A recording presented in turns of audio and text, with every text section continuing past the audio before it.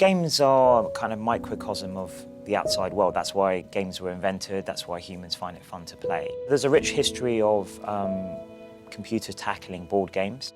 It started with games like backgammon, drafts, and then finally there was Deep Blue in '97 that beat Kasparov at chess, which was obviously a huge watershed moment for game AI. Since then, the really big remaining sort of holy grail, if you like, has been Go. In chess, the number of possible moves is about 20 for the average position. In Go, it's about 200. Another way of viewing the complexity of Go is that the number of possible configurations of the board is more than the number of atoms in the universe.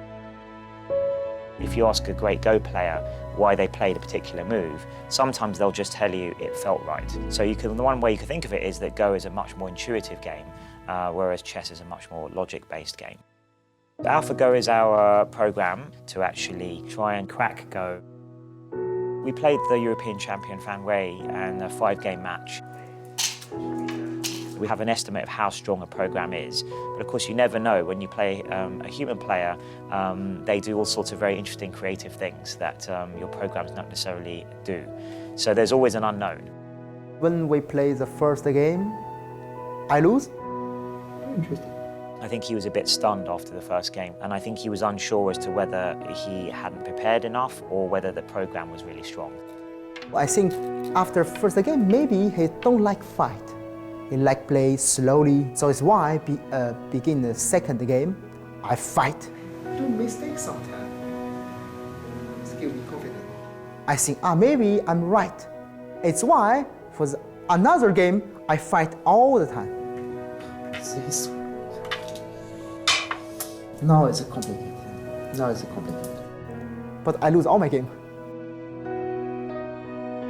AlphaGo won 5-0, which is the first time ever a program has beaten a professional player.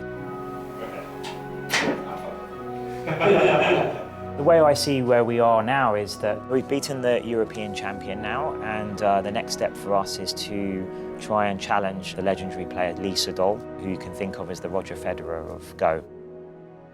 We always used to talk about, well, if we could eventually crack Go and have a program that could beat the world champion, then we must have invented some generic, general-purpose algorithm. So maybe we're on the cusp of all of that. And we're very excited about it, but it is just one rung on the ladder towards solving artificial intelligence.